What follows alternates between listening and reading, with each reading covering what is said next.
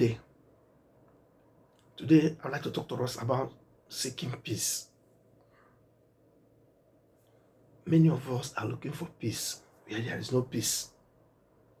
We are looking for peace in people. We are looking for peace in public acceptance. We are looking for peace in materialism. So we're even looking for peace in hard work. So we're looking for peace in the water, in the air, in the land, in the sea. But I'm here to tell you, the easiest and the cheapest means to attain and retain peace is to reconcile with the purpose of your existence. The ancient philosophers say, man, know thyself, know who you are, know what you are, know when you are, know where you are, and know why you are. Until you understand why you are, you may never have peace. Until you know who you are, you will never know peace. Until you know how you are, you will never know peace. Until you know what you are, you will never know peace. You need to understand where you're coming from, where you are now, and where you will be hereafter. Look at the Milky Way galaxy. Look at the galactic composition. Look at the sun, the moon, the stars, the Pluto, the Mars. Look at the heavenlies and see how microscopic we are. How infinite small, how tiny we are. We don't even qualify for nothingness. We are dots of unreality, treated as reality. Before, the whole creations. Yet, Almighty God cares about us. That called us into existence cares about us. I've talked about the antimatter that really matters. Recently, I talked about geotropism, phototropism. Yes. I talk about hydrotropism. I talk about gravity, relativity, all those things. Those things we take as facts are today taken as non-reality. Because the more we investigate, the more we go into science, the more we go into spirituality, the more we discover, the entities that make up our reality. The humbler we are. You cannot really get peace until you reconcile with your Creator, until you reconcile with your Maker, until you ask yourself, who created me? What created me? How am I created? Why am I created? What am I doing in this world? Why was I introduced in this era? And in the last 5,000 years, why am I existing in this era? Late 20th century, early 21st century, and beyond.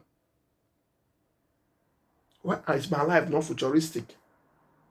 Why am I existing between time and space? Recently, I looked at humanity and I congratulated humanity. I said, before I was born, they produced aeroplane, ship, and all those things. Wow, the world, they've been able to go to the moon and they came back. The world has achieved greatness even before my inclusion into the scale of realities. Therefore, I'm here to better what my predecessors have achieved. I'm here to add value to existence. Sometimes I look at people, I look at humanity, I calm down and say, oh, they tried. They achieved a lot even before my inclusion in the scale of reality, even before my birth, before my conception. That means I was sent here for a purpose. I was sent here to enlighten, to educate, to ruminate, to cogitate, to add value to what has been created. To understand the purpose of your creation. Understand the reason why you're called into existence. You're not called to destroy. You're called to procreate. To add value to that has been created.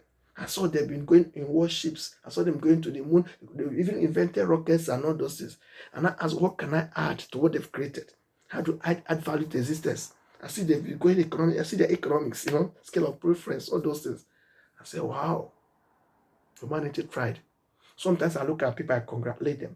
I see they've invented cars, machines and all those things, They've learned to combine roots together, in the laboratory. And they produce vaccines and all that. I say, great. So somehow I congratulate humanity. But then, let's not allow scientifics, let's not allow science to help us to produce things that will destroy us.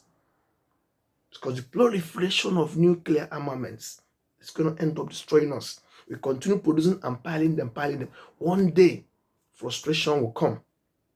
And someone, somewhere, may be tempted to use them. And civilization will be destroyed. The achievements of the world in the last 500 years will just be wiped out like that. Imagine if the West now, South and the East, still hemispheres. If Asians choose to fight Europeans, Europeans choose to fight Africans, Africans choose to fight Americans, where will the world be? Then Americans choose to fight Australians, where will the world be? With nuclear. Nuclear is good if it generates our electricity, and maybe it's a deterrent to attacks and all those things. But to use them, it's going to be horrible. So how do we get world peace? How do we get personal peace? How do we get national peace? How do we get tribal peace? How do we get religious peace? How do we get academic peace? How do we get political peace? How do we get environmental peace? How do we get heavenly peace on this earth? How do we get, interpersonal peace? How do we get relationship peace? How do we cooperate with one another? How do we become that which God ought us to be? It has to do with a man, a woman, reconciling with the purpose of his or her existence. Reconcile with the purpose of your creation, the purpose of your formation. Plans were made up before you're called into existence. Conflict comes to life of a man when a man is not really walking in line with the destiny that called him into existence. When a woman chooses to ignore the destiny, the purpose, the glory, the entity that called her into existence, that's when troubles begin to come. Yes, challenges are different from problems. Challenges are jeopardies you need to overcome. Challenges are hurdles you need to sail over to become that which you're meant to be. But problems are those things that actually pull you down from that which you're achieving. Things that come to stain your glory. Things that come to pollute your existence. Things that come to frustrate you. Things that make you want to take your own life or to kill or take the life of others. Beware of frustrations. Beware of remuneration. Beware of felicitation. Beware of their congratulations. Beware of sycophancy. Beware of those that always praise you, praise you, praise you. But be aware of those that constructively criticize you. Because in their constructive criticism is some realism. Peace is possible if a man, a woman reconcile with the intention that called her into existence.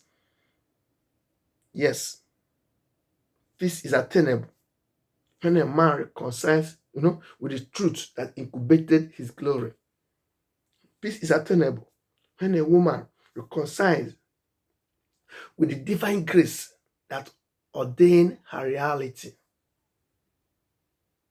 Seeking peace could come through notes, through conversations, through annunciations, through changing our ways, through denunciations, through overcoming our addictions. To live is to overcome the fear of death. So many people are existing, only few live. To live is to overcome the fears of death. And because so many of us are slaves to the fear of death, that's why we're going to rituals. We want to have demigods. We think this thing can protect us. We have charms to think they can protect us. Charms cannot save themselves. How can they save you? We consult magicians and all those things. We go into clairvoyancy. We go into spiritism. We think those rings can protect us. We put on our waist. Those things are vanities. They can't even protect themselves. A man carves a wood and put on the neck and says and begin to worship it. A man cuts down a tree and take a piece of it and begin to bow down to it. A man goes to the river to worship the river. Some worship the air. Some worship the ground. But you're told that you're a dominator, you're overseer. That's all those things are supposed to serve you. Why you serve the power, the authority that called you into existence. Some idolize stars. They worship different stars. Some worship planetary projections. Who did this to you, man? There's no peace where you're looking for peace. Peace comes when you reconcile with the authority that formed your reality, the authority that incubated you, the authority that conceived you and sustained you. Whatever is manifesting in the physical has been settled in the spiritual. So for you to really understand life, you need to understand the spirit of life and the life of the spirit.